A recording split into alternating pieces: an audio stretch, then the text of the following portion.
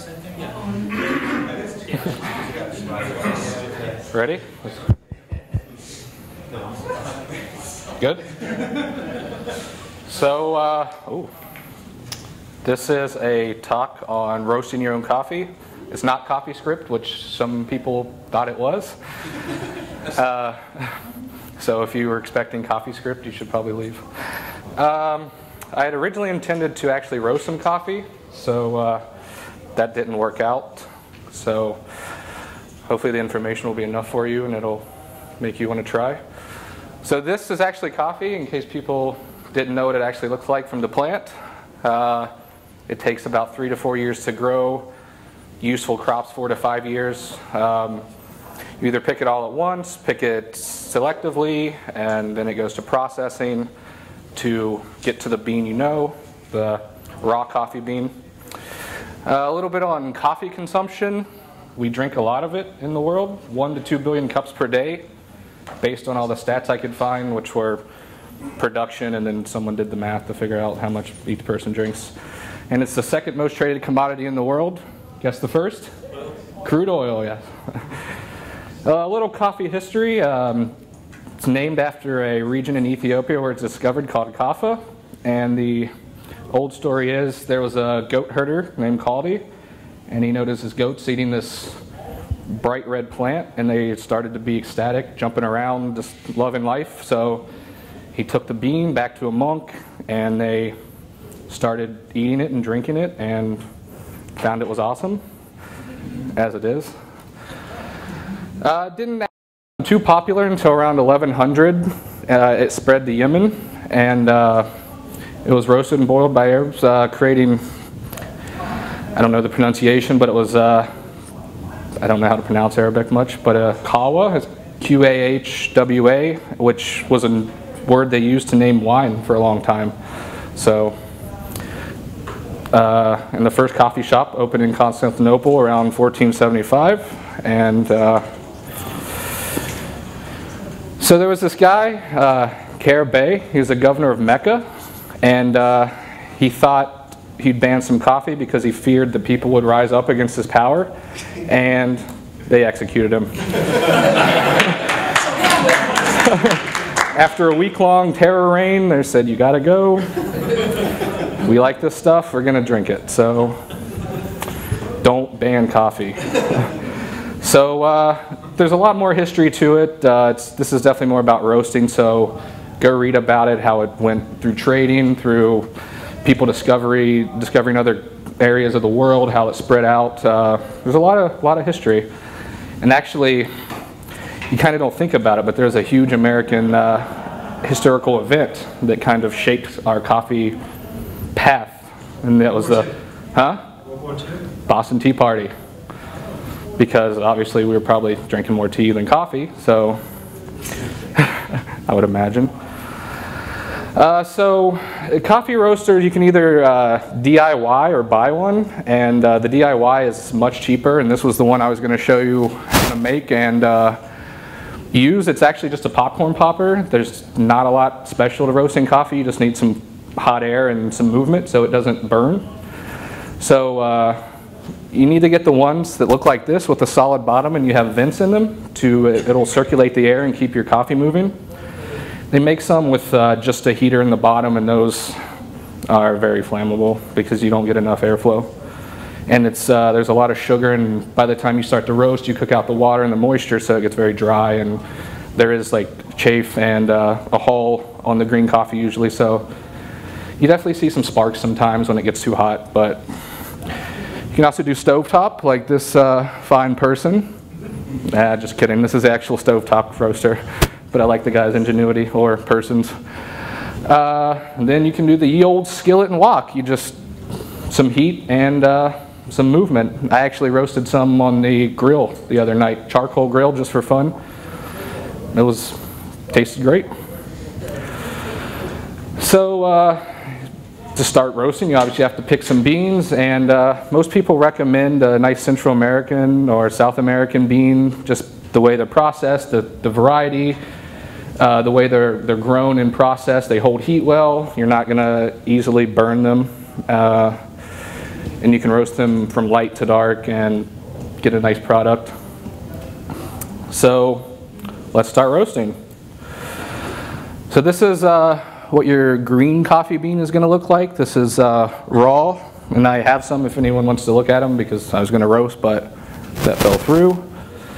And then you start to cook, and you get to about 270, and based on your roasting apparatus, this happens quicker or slower. The drum roasters, which I forgot to show a picture of, I should mention you can buy at-home drum roasters that just spin and keep it spinning for you, and that's generally what the big ones you see at a coffee shop are. And in the air popper, it happens much quicker because the air is more direct, the heat is quicker. Then you start to get into the yellowing stage around 320 degrees, and you just, the sugar starts to carbonize and get dark, and you get your tanning, and you can start to notice some indentations where it's starting to dry out and lose all the water and the moisture. Then you get to the light brown stage, you see more indentation. It's not quite even yet though, so you got to keep going. And you get to the brown around 393 degrees. You can see it's still cooking. Start to lose chafe at this point. It'll start to fly out everywhere. And then so when you're roasting, one of the ways to tell how far along you are, there are certain cracks, and this is the inner walls breaking down with the moisture coming out in the heat. So you get these loud pops, and this is how you know. The first crack is very loud, and it kind of sounds like popcorn. And this happens around 400 degrees, and this goes on for, in my machine, it'll go on for 30 seconds. But the drum roasters are a little slower, obviously, because of the heat. And so now you're into the first roast. You can start to see more coloration, some of more even cook. This is your first crack in. Is that me? Yeah. This is completely drinkable. You can cut it here. This is going to be really flavorful, really fruitful. You're going to get all the the notes out of the coffee. Generally, when people start to roast their own and they've drank dark coffee all their life, you'll find you'll start to like the lighter roast because the more you cook it, the more flavors you cook out, and it just starts to get the actual roast and smoky flavor. So these are your light roast, city roast, whatever you want to call it. Now we're at what's called City Plus, just a little darker, 435 degrees. The temperature doesn't really matter that much. It kind of happens on its own, but I've been doing it for a few years and I don't even know them. I had to look them up exactly. Again, just more colorization. You're seeing the chafe in the middle start to lose, go away, starting to get nice and even. This is a full city roast. You're almost into the second crack. So this is usually 4 or 5 minutes for me, 8 or 9 for a big drum roaster. This is a full city plus, it's just darker. You're going to start hearing the first snaps of the second crack, which are more like a fire. They're smaller, shallower. They're loud and constant. It's like Rice Krispies kind of. And this is 450. Sorry, I need to go down. And this is the next stage, Vienna or light French roast. Second crack's happening. Again, you can see the bean definitely getting dried out, more even color. This is the full French. This is getting dark. You can see oils now, which is the sugar coming out, and these are nice flavors you get. You start getting into the darkers, obviously it's pretty dark, so it's going to taste dark. This is fully carbonized. Everything's pretty much gone at this point. You probably don't want to go that far unless you like it that way, but I've never gone that far in 2 years of roasting. Because why? I don't know. And this is this is dead. This is basically charcoal. You can actually start fires with this, from what I've read. And I've never tried it because I've never gone this far. But you can actually, it's dry enough that it should supposedly spark up. But again, I've never tried it because it's a waste. Huh? No. Hotel insurance. I was going to try. I bought a roaster. So Target, I bought all my machines at Target because they sell them for like 15 bucks for like 2 years. And then they decided to quit selling that model. I was going to consider using the one I did buy, but I'd rather not burn the hotel down. These are popcorn poppers, right? Yeah, just popcorn poppers. Like the one picture, you kind of need this style with the forced air. So you just have enough because it dries out so quickly. You can go from first crack to second crack to burnt in a matter of, I mean, you can go from dark roast to burnt and just, I mean, it doesn't take long at that point because you've cooked all the moisture out. That's all I had speaking wise. I highly encourage it. I really wanted to show and get that smell so you could remember the smell. It smells so fresh. It's the freshest coffee you're going to buy. If you go to higher end, the fancier coffee shops, I live in Brooklyn, so you can find not even a whole pound for $10, $12, and that's as much as I drink, developers probably. I mean, look at how much we've drank this so far. That kind of gets expensive. So even the nicest beans, Sweet Marie they have so much information on roasting. You can buy your green beans there. That's where I buy my raw green beans. They call them green beans because they're green. And they just got a Yemen in stock, and that's only $7 a pound, which you would probably pay at least double that at a coffee shop. And you get to customize it and cook it how you want. And those little roasters do about 85 grams, so you get, and that usually makes 2 to 3 pots of coffee, depending on how heavy I am with the grinds. So it really, I mean, I bought a 10-pound batch of Ethiopian beans, and I still have a big sack left. So, and usually some of the coffees you get at the store, the pre-ground, use. So I guess I should explain. There are 2 types of beans: Robusta and Arabica. And the Robusta are the cheaper to make, easier to grow. They're pest resistant. They're not as temperamental, but they're lower in caffeine and they don't taste as good. So most people use Arabica. Some use a combination. So the Arabica is going to have some more caffeine. You might drink less even. I mean, I worked in a coffee shop, so I would pound coffee all day, and there are days I'd drink 2 pots of coffee and that's it, just because it's nice bean, nice quality, a lot of caffeine. So yeah, if you go, I don't think I'm on the internet or I would show. That's where I've learned. A lot of my information came from them, so I highly recommend them. They have videos that you can go watch, actually, people making them, people roasting, there's forums for people, you can ask questions, and it's really fun. Smells great. We plan on doing a coffee and donut stout with Augie and Florian at some point. Any questions? Yeah, shoot. Green beans. How long will they stay fresh for before you have to use them? They'll stay fresh 2 to 3 years. I've never had any that long. So, but they even say if you freeze it, it'll last longer, 4 to 5 maybe, green, because it's like raw, so there's nothing to really. But these, when you roast them, you usually want to. I don't like using them after a week because you can tell they're stale and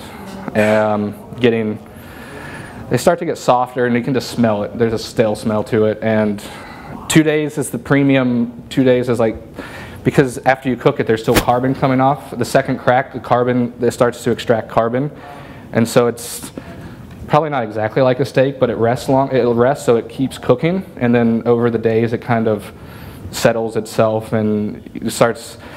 It's fun to drink some right after you roast it, one day after, a few hours after, just to see what comes out when, and yeah.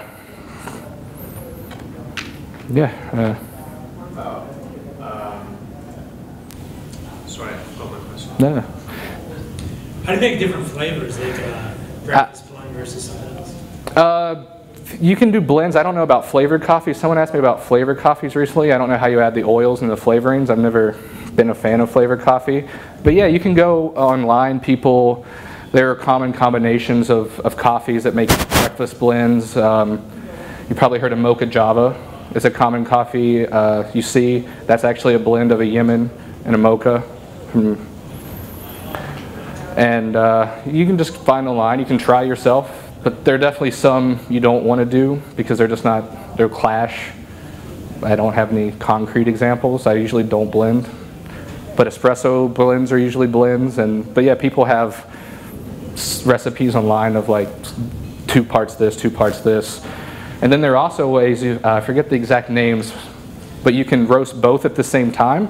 Put 2 beans in one and roast it, or do one and then one, do like a dark and a light, put them together to get the fruitiness over here and the darkness over here, kind of combine them.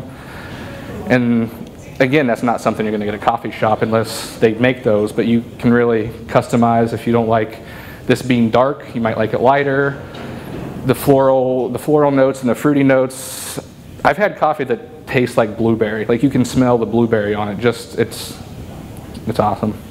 Yeah, what's roughly the process? Is that you add the flavors and then into the air popper, or is it something you prepare before the? Oh no, the coffee. I don't add it. The coffee has all the flavors just based on how you grow it. I just meant for like if you made a blend of some kind. Yeah, you just blend. Well, like you can either roast one and then the second one and then blend them, or you can blend them and then roast them as one. And you just dump it into the air popper. Yeah, you just pop it right into that. Yeah, you just throw it right in there. It goes. You take the plastic thing off because it would melt, and you just throw it right in. This one runs about 85 grams. If you do it too light, it spins too much. If you do it too heavy, it doesn't spin enough. I don't know about other ones, but yeah, throw it right in, turn it on. 6-7 minutes. Usually by a big strainer or colander because you want to cool it down quickly. Most of the big roasters, it's pretty cool if you've ever seen a roaster. They'll open the big drum and it'll come out just smoking, and then the big thing turns them. If there's local coffee shops and they have a roaster, it's fun to go just watch them because it just smokes the room up and it smells great. Kind of smells like coffee popcorn. It doesn't smell like fresh coffee, but it smells good. Do you just go moments where you want it just by the color? Yeah, that's based on the cracks and the color. I mean, these are between the colors and the cracks are where you learn to tell. Like these are way too early. You can start to see them brown up in the machine, so you can tell if you're getting too far. The cracks are a big one. The cracks really, because you don't want to drink it before the first crack because it's not cooked, and it just tastes bitter and not good. I remember one question. Yeah. How do you store the coffee beans? Do you keep them in a sack, or do you just seal them off from like? Raw or after you cook? No. When you got them as green. You don't really need to keep them anything special. I have a big sack of them here. I think. Coffee roasters will just keep them in burlap bags. Yeah, that's how I got my big 10-pound. Usually, if I get the smaller bags, they don't send them in the burlap. Yeah, you get them in a burlap sack. Or coffee shops. The coffee shop I used to work at would buy it by the hundreds of pounds, and they just bring them on pallets, just big sack. Like sometimes took 2 people because they're so just bulky and heavy.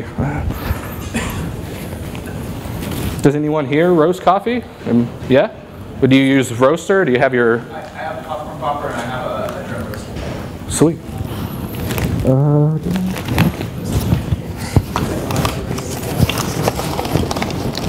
Yeah, there they are. I was gonna say, what was the one that Target used to sell that you can't find anymore? No, it was that red one. That looked like that red one. I don't know if you want to... West Bend, it's called the Air Crazy. Okay. And it's... I was buying them at Target for 15 to 17. They're like 21 or 22 on Amazon, but you can prime them if you have Prime. I mean, yeah, if you want some, you can't do much with it. I actually did learn, you usually don't use raw coffee for much, but back in the early days, they would grind it up and mix it with animal fat to make like an energy paste that they could just eat because of the caffeine. And then the animal fat would give them some proteins. And you can get them, yeah. I've never made decaf. And that's a whole different beast, because some people do chemically. You can chemically decaf it, or there's a popular way called the Swiss water process that decafs it. That's not chemically, doesn't add chemicals, so it's nicer. And there's, I mean, there are beans that are grown in strictly high beans, they call them. They're high altitude beans. They'll be different. Ethiopia grows wild, so you may never, I mean, there's so many, based on the shade, the altitude, the ground, the type of coffee, how you process it, it's all going to have a slightly different, and you might not get the same coffee from year to year if the plant dies out. There's actually a big, they call it coffee rust. There's a big outbreak in Central America now. That, haven't kept up with it in the last couple of weeks, but it sounded like it could get pretty bad and like wipe out a lot of the coffee for a while. So hope that doesn't happen. But the only place it's grown in North America is Hawaii. Another little fact, because it's the only climate warm enough. But yeah, Sweet Maria's, highly recommend them. For 20 bucks, 20, 30 bucks with beans. Their instructions, you actually do have to, did you modify yours to bypass the thermostat or the thermometer? Oh, I was stoked up. Huh? Oh, right. There, in the one I use, there's a thermometer in it that I guess keeps it from getting too hot, because someone probably burned themselves on it at some point. So you just splice the wires and bypass that, and it'll run as... You probably shouldn't run it on for a while. I usually do a batch or two at a time and then let it cool, because it gets hot. I mean, it's almost 500 degrees by the time you're... So... Once you roasted the coffee, what's the best method for cooking it? What's the word? Brewing. Yeah, brewing coffee. What do you do? I use a Chemex. It's just, it kind of looks like a flat. Can't remember the name. Not Erlenmeyer. Like an hourglass. Yeah, like an hourglass. It's pour over, and you just you get the filter, and usually use a thicker filter with the Chemex. It grabs some of the bitterness, some of the bad oils out. But people use Mr. Sean. He's a big AeroPress fan, and I want to get into the siphon, the pressure based. They have some that you put the coffee in the water, it heats up, and then based on all the pressure, it shoots the coffee into the water, and it never touches any, it's all automatic basically, so there's not a lot of user error. Even depending on the temperature of the water, you could burn it and it's going to taste different. If you undercook it or under brew it, it's going to taste different. I like the Chemex, it's quick, it's clean. French press is really nice. I'm a French press drinker sometimes, which is going to be a little heavier because it's a mesh filter instead of a paper filter.